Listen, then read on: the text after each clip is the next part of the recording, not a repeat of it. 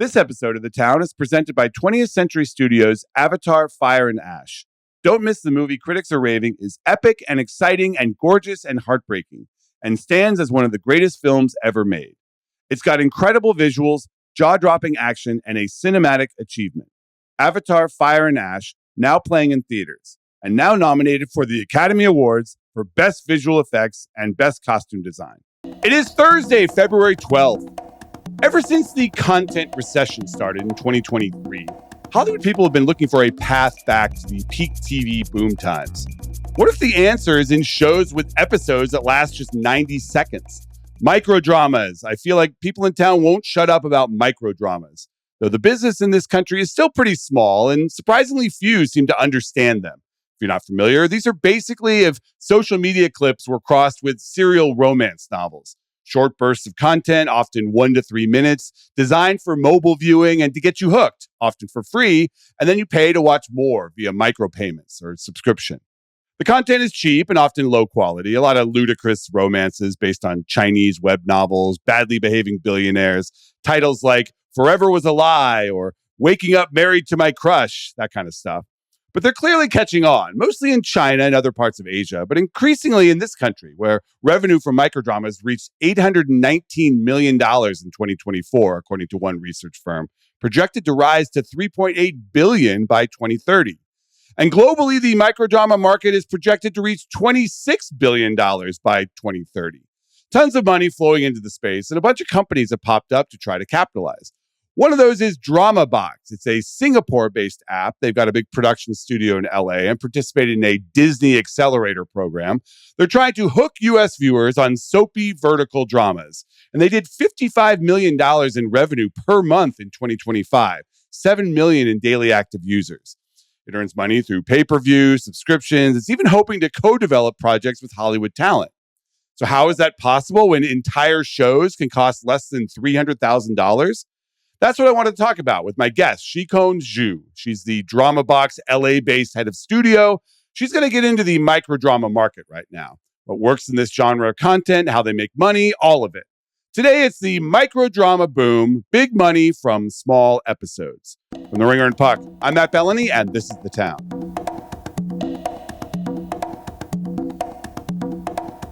All right, we are here with Shicong Zhu, who is the head of studio and one of the top LA-based executives at DramaBox. Welcome to the show. Thanks for having me, Matt. So I want to get into this. We've been wanting to do a microdrama show for a while because as much enthusiasm as there is out there in the business for this kind of nascent genre, there's a lot of skepticism as well. And some of that has been voiced on the show before. Lucas is not a big fan. But I have been curious about this because we're at this time where everything is coming together. Instagram Reels is coming to television, and Netflix is starting to look more like YouTube. And microdramas are sort of this middle ground. They're not quite social media video, and they're vertical, but they're not quite TV quality, but there are some pretty effective TV style storytelling devices. So why don't you give us an overview, just a general overview of where the microdrama market is right now? Who's watching it, how big it is, what you are doing at DramaBox? Just give us your pitch. Yeah, absolutely, Matt.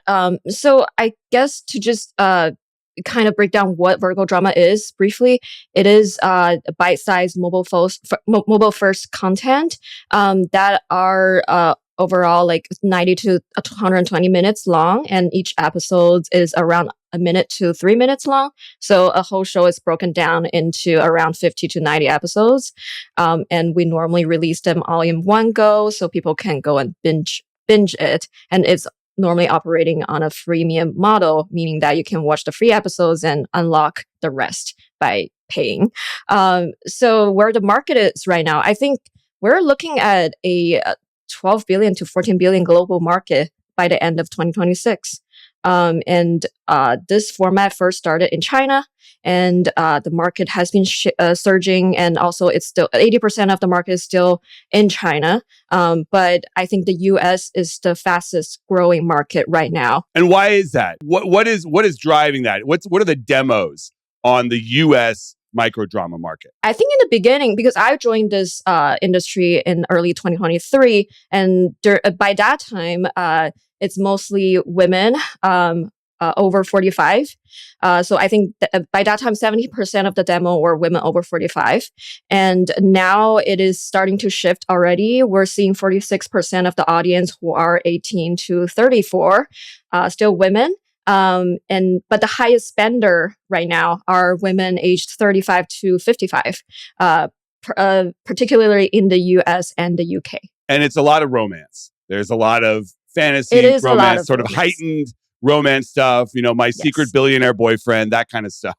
Exactly. Yes. Is that the only kind of content that performs in the microdrama format, or are there others? I know you've talked about doing more, but is it primarily the kind of romance and click to see the next little iteration of the romance? Yeah, it's I think it first started with most of it being romance because this format was born from the web novel space. Like these Chinese web novels. Yes, serving the female readers, female audience with romance. But as the format grows, it is starting to shifting towards a lot more male-oriented content, and also just family dramas in general with no romance involved. But overall, I would say the genre is still heavily revolving around anything drama because it just serves this dopamine cycle for, shorter format for the smaller screens.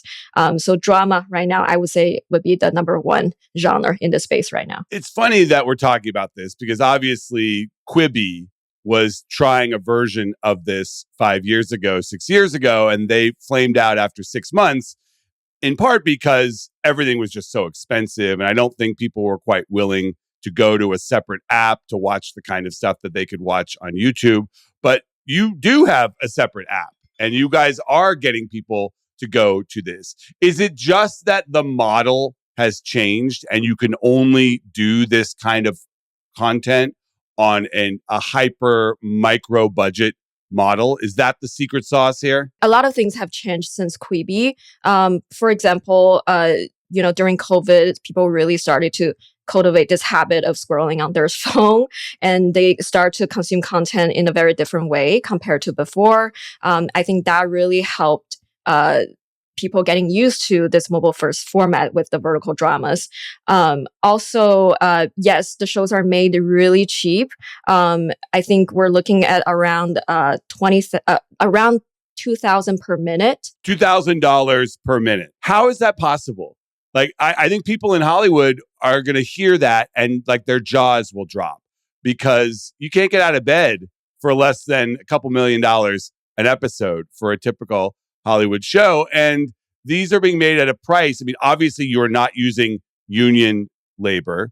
You are not using locations. You're filming a lot of these in the same place. But you oversee. How many do you oversee now? Like, how many are going at a given time? Right now, I think we have around 16 shows in different various stages. Last year, my team produced over 80 shows and launched them online. And how do you do them so cheap? I think, first of all, like you said, we do non-union. Second of all, because it is for a smaller format, it is for the phone screen. I think in the early days, in early 2023, we were outputting 540p resolutions. But now, the platform's really optimized the streaming. So now we can do 1080p's like before. But still, I think what matters shifts when you're doing a mobile first content. For example, you don't need a vast location anymore because the screen is so narrow. You focus more, you put more resource on costume, makeups, and very attractive actors. So those all contribute to a smaller budget. Of course, we're still treating people nicely. We do 12-hour shoot days and all that, but it is definitely nowhere near as the union scale. Hot people can go a long way. Yes, exactly. So do you have the typical audition process? Like what do you pay an actor for 12 hours of work? In the beginning, early 2023, you pay $400, $500 for a 12-hour shoot day for the main leads who nearly appears in every single scene. So they're basically working for 7 to 10 days, 12 hours a day nonstop. But now, we're starting to have the quote unquote A list in the space now, who had several hit shows under their belt, who are, I think I'm seeing as high as $2,500 a day for lead talent. But I think most of them are still ranging from 1,000 a day. These are not SAG-AFTRA actors. And presumably, if you want to make it in the industry, you want to ultimately be in the unions. Do these performers for your movies, your microdramas, do they fear that they're not going to be able to get into the big guilds when they're doing this kind of work? Or have you found that the guilds recognize that this is sort of entry-level stuff and that someday these people can be in the traditional Hollywood guilds? That's a really good question. I think in the beginning, people are stepping into this industry because, first of all, it was in the beginning of 2023. It was during the strike, and a lot of people are fresh faces trying to make it, but found no work in Hollywood. Yeah. Well, that's persisted. Yes. And they rather start working and, paying their rent than, sitting at home drinking coffee. So I think that's what propelled a lot of people to enter the industry. Not only the talents, but also crews, any key creatives to enter the space in that early stage. And in 2024, last year, and now, it is starting to become a consistent, sustainable work for a lot of people. So I think the guild is also catching up. I don't know if you've heard, but last year, SAG basically put out a SAG agreement for vertical dramas. And I think we're in that kind of twilight zone right now where we don't know where the format belongs, but I do feel like it's not stopping people from being able to enter the guild if they want to. And eventually we will. You're getting the talent that you want.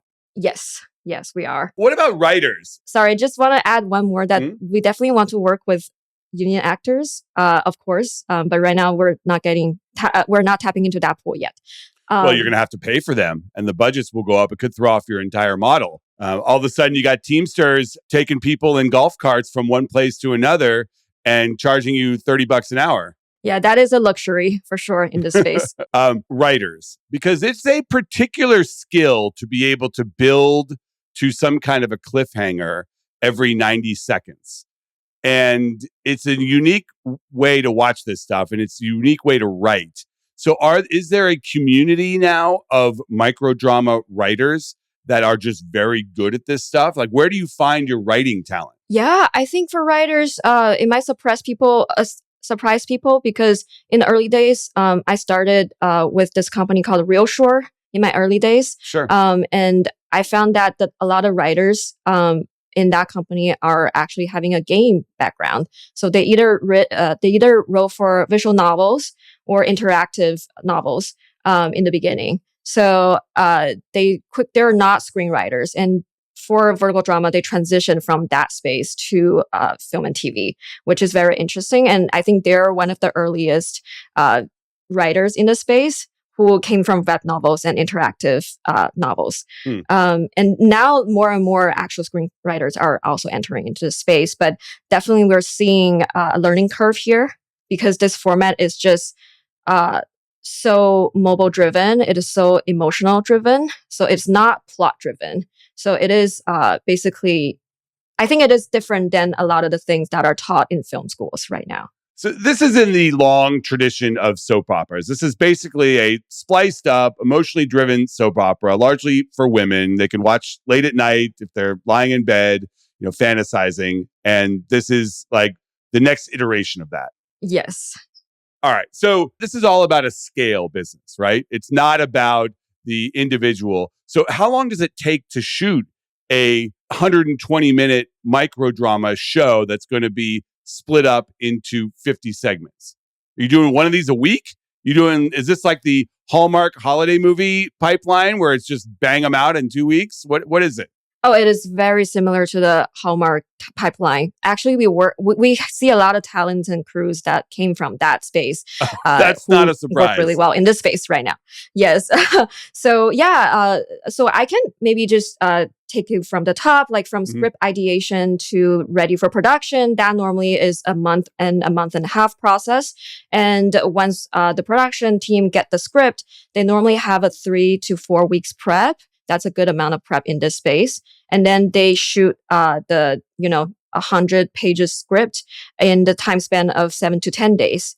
And after that, post would take around a month or a month and a half. So in total, you're looking at around 4 months from script ideation to screen. So that's the turnaround for these kind of projects. That's about what I would expect. Someone screams in a meeting, he's a billionaire, but he also has a secret, but he also has a secret child. And then the child comes back and then boom, you're off. Right. Yeah. Very, very, very accurate. I'm auditioning right now. I could do this on the side. This is screaming for AI, is it not? How is AI going to impact the production of these microdramas? First of all, AI has always been that kind of sword hanging over our head in the past 2 years. Because it could completely disrupt you, but it also could be a big tool. And there's no rules, there's no guild rules preventing you from putting some prompts into ChatGPT and saying, make it like my best friend billionaire, but have it be set in the Bahamas. And all of a sudden, ChatGPT spits out a script. Right. I think that is sort of what a lot of the platforms are dreaming of because, way easier for them to produce more scripts. But still, I'm not seeing that being used in this way yet because I think AI is just still not able to write in the way that human writes right now. Even though, yes, we do a lot of kind of reboots, quote unquote, and reskins or reiterations of the same storyline, but you can still clearly see that when you need the human creatives to take part in this, to have some heart into the process. And to be honest, I think in the early days, some of the platforms actually tried the way you said, and it did not output anything that's even legible for any production to use, for any platform to seriously consider using them. But on the other hand, AI has been very, very helpful for post-production, for the post-production workflow. It's helping with optimizing the quality of a lot of VFX, and that's been actually in practice right now as we speak. But, we know how cautious we want to be around this area. You don't want to feed any actor's image into the AI and regenerate anything like that. You don't do that. You don't combine your 5 hottest actors into one AI created super hot actor. Definitely not, because we know if we do that, or any of the platforms do that, that will create a lot of ethical issues, basically. And that's not something we want to step into. But, if we're making a werewolf show and we need a really good looking werewolf, we can generate that through the AI. And that's fine. Yeah. That's really funny. Why should traditional Hollywood filmmakers explore this format? I think you must know that, Fox Entertainment, it's, recently took an equity stake in Hollywood, which is the company behind my drama. And you they're committed to producing 200 vertical series. Don't you guys have a small investment from Disney? I mean, you were part of the accelerator program at Disney. So what does that entail? Are they involved in helping you? Are they, you say you want to work with more Hollywood talent. Is Disney helping you there? Well, I think we're definitely trying to find a middle ground, or it's a mutually learning process. We're kind of feeding into that curiosity from the whole industry about this genre, about the business model, because I think even before last year, vertical drama is still very, very niche. And I think last year, at some point, we hit the tipping point where the mainstream media start to take note of what's happening right now in this space. And a lot of them are curious. A lot of them want to know more about how the business operates. How are we able to make the show so cheap and also make money? How does marketing works? And that's sort of an ongoing process where we're exchanging a lot of information with our partners. But yeah, back to your question, why should Hollywood care? Or why should Hollywood people join in on this style or this new format? I guess I think it is the future of storytelling, but it's not going to completely replace traditional legacy media. So for anyone who's interested to just explore a new outlet of telling stories, they can try. I think it's really fun because I also come from a film background. I went to film school at USC. I worked in development at entertainment and Three Body Universe. And before that, I just never heard of a thing of vertical drama. So once I joined, I discovered this is completely a different business. And this is high frequency narrative. And compared to legacy media where you develop a story and you make it in, 5 to 6 years, we make several shows in 4 months. And on day 3 of the release, we're able to learn whether it's a hit or it's a flop. So it is a very fast cycle and it is high frequency. That could be appealing to Hollywood people who are often so frustrated by how long things take. And you can work on a project for 10 years and finally it either comes to a decision on you whether you make it or you not. Like here, you get some, at least, the ambition is obviously much lower than your typical Hollywood production. But you guys are upfront about that, and it's not it's not like you're pretending that you're making art here. You are making emotional-driven videos that will appeal to the audience, and the data will tell you where to go. I've read interviews with you where you said that the biggest challenge is customer acquisition costs. So is that basically just finding the audience on social media and targeting them via algorithms to say, oh, if you are liking a series of TikTok videos about this creator, you might like our scripted version of something similar? Yes and no. I think, like you said, definitely audience acquisition is one of the biggest thing in this business model. For example, when I talk about marketing, that's what I'm talking about. We're buying traffic on social media platforms to drive traffic to our app so people can discover the shows that they might enjoy. And that is a entirely different thing from, how legacy media operates. When they talk about marketing, they're talking about marketing campaign. They have a plan to roll out a certain show. But for us, yes. Yeah. Well, they do a lot of social marketing too. It's a hybrid now, but you're not doing traditional advertising. No, we're doing traffic buying where we're basically breaking down some of the shows into marketable moments, marketable clips. Where maybe some people call it trailer, but it is not exactly that. 2 hot people making out. Right, the most emotionally punchy moments in the show, or emotionally punchy. I love that. That's the term of art for making out. Right. And we try to use those kind of clips to attract people on social media and to convert the traffic into our platforms. And that is definitely how we're operating right now to acquire the users. And that's also how TikTok, I think, in the early days acquired their users. Well, companies like Netflix are just watching TikTok doing that and be like, why are you doing that? But then that works. That's just an entirely different way of acquiring users. Why don't you just hire a bunch of influencers to be your stars? I mean, they would gladly take the opportunity to star in a quote unquote movie or show, and then you could promote it to all of their followers. Yeah, I think that is definitely something that a lot of the platforms are trying to do right now. Get clavicular this the looks maxing guy. He'll get frame mogged in a vertical video. All right, I'm writing that down and it's going on to my pitch Craig tomorrow. Can translate it for you. Craig's my clavicular translator. He'll tell me all about it. But why the ultimate question with this business model, as with every digital media business model, is how do you prevent YouTube from putting you out of business? Why is your model something that YouTube cannot subsume and do on its own? Because that was a lot of the criticism of Quibi, is that everyone's like, well, okay, you're spending all this money on these original exclusive videos on your platform, but everyone's just going to go to YouTube. Just put it there. Why are you producing for YouTube? And if not, why? And how do you prevent them from eating your lunch? I think that's a really good question. I might not have the best answers for it, but actually right now, all the vertical drama platforms have a YouTube channel and they do monetize through YouTube. And they also have, TikTok as well. And I know TikTok is moving into this space as we speak. They're going to explore a free model for vertical drama viewing.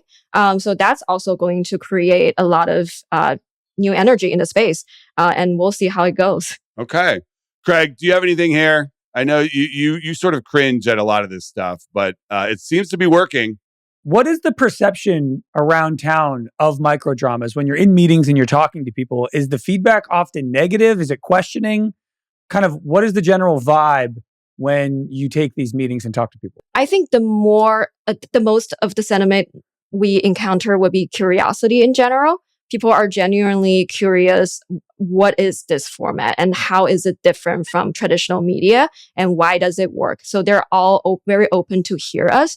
And I am seeing a lot of anxious people from legacy media who are kind of just nervous about whether this format is going to take over and how can they learn fast. You can make a movie for $300,000? Please leave right now.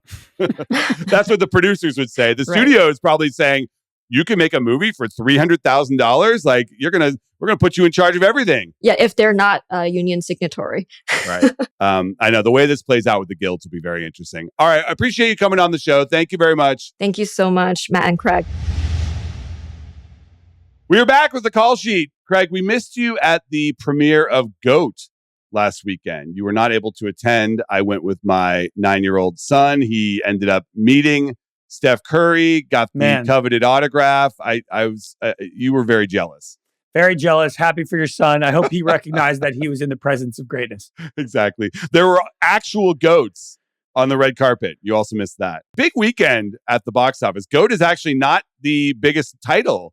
It's Wuthering Heights is going to do probably over 50 million, I think. The tracking for NRG is at like 45, 47 right now. Even Warner's is admitting it's probably going to do 50. So let's set the line at 50. And what are you saying about Wuthering Heights? Budget about 80. I would take the over. There's a lot of negative online criticism of this movie, which I would argue means that it's actually pierced the zeitgeist and people care about it. Emerald Fennell is interesting because I feel like her movies are, or at least Saltburn and now this one, seem to be critically, people are critically skeptical, but they're commercially successful. And well, not Saltburn. Saltburn didn't do much in theaters. It only did Saltburn crushed on Amazon. It did, and that's why I think Amazon just flubbed the release. They didn't know what they had. They took it to festivals and positioned it as an awards movie when it's like, no. This is elevated trash. They should have done a big marketing campaign and tried to open it like a normal movie. And I think Warner's learned from that, and they're going for the weekend couples and girls' night crowd. Yeah. Look, she knows how to make steamy, salacious, provocative movies that people want to go see. Well, she has 2 very hot leads, so that helps. And Margot's a producer on it. This was an interesting one where they packaged it up with MRC and sold it as a package to the highest bidder. And Netflix came in with a bid that was higher than what they ultimately took from Warner Brothers, but they wanted this big theatrical release, and I think they're going to get it. I think they're going to get over 50 million. So I'm going to take the over on Wuthering Heights. So let's move on to GOAT, which NRG has GOAT at 30 million. And these are for the 4-day, by the way, the holiday Monday. This is not a 3-day opening. This is a 4-day. Sony is saying GOAT is going to get to like 2025. NRG has it at 30. Sony tends to lowball. So let's put the line at like 27. Where are you on GOAT? I saw it. So it's a quality standard kids movie, rags to riches, underdog sports story. The animation's kind of cool. It's not breaking any ground, thematically, but my kid loved it. He told all his friends. So I'm going to also take the over on 27 for GOAT. I'm going to have to defer to you on that because GOAT is unique in that, there are not many original non-IP based animated movies that are successful. Yes. So this one feels much more risky, and so I defer to you. Why do you feel like this one will work? Well, first of all, the budget on these Sony movies are a lot lower than like a Disney original animated movie. They're saying in the 80 to 90 million. So even if it gets up to 100, that's still less than what you would see. I also think they're getting a lot of promotion. I think this is a basketball-oriented movie. It's got a lot of black stars in it. They're promoting it around the NBA All-Star Game and on NBA. So I think that it's going to bring in a big demo shift from typical animated movies and get a huge black audience and couple that with the general kids and family audience. And I think it'll do fine. It was not going to break the bank, but it'll be a solid little hit. One thing that we haven't talked about a lot is how few sports movies come out these days. There used to be a good sports movie every year or two, and now they are few and far between. I know. You should lobby them. When you're running Hollywood, one every quarter. Yeah. Comedies and sports movies. What we're not talking about is the third big movie this weekend, Crime 101. Got a bomb alert on that one. Chris Hemsworth. That movie cost like $90 million, they were saying. I think it's probably a little more. I know this was also a competitive bidding environment. Netflix wanted this one and Amazon got it. It's got Chris Hemsworth, Mark Ruffalo, Barry Keoghan. Like, this movie is tracking for like 16 million. And I would actually take the under on that. I just don't think it's going to work. Doesn't feel special enough. And the stars, like Chris Hemsworth, is a streaming guy now outside of Avengers. Another potential problem for Amazon. They just had Mercy with Chris Pratt. They had the Melania movie. Now they've got Crime 101. Like, we're only into the second week of February. That's 3 underperformers already this year, potentially. Yeah, a crime movie, though, with Mark Ruffalo and Chris Hemsworth, that's going to be on Amazon Prime. I mean, that's like how to get a dad 101 to watch your movie. Oh, yeah. It'll be fine on the service. And it'll probably be a rewatchable in like 2030. But I don't know how well. The reviews are fine. Not great. But we'll see. All right, that's the show for today. I want to thank my guests, Shicong Zhu, producer Craig Horlbeck, artists Jessie, Lopez, and John Jones. And I want to thank you. We'll see you next week.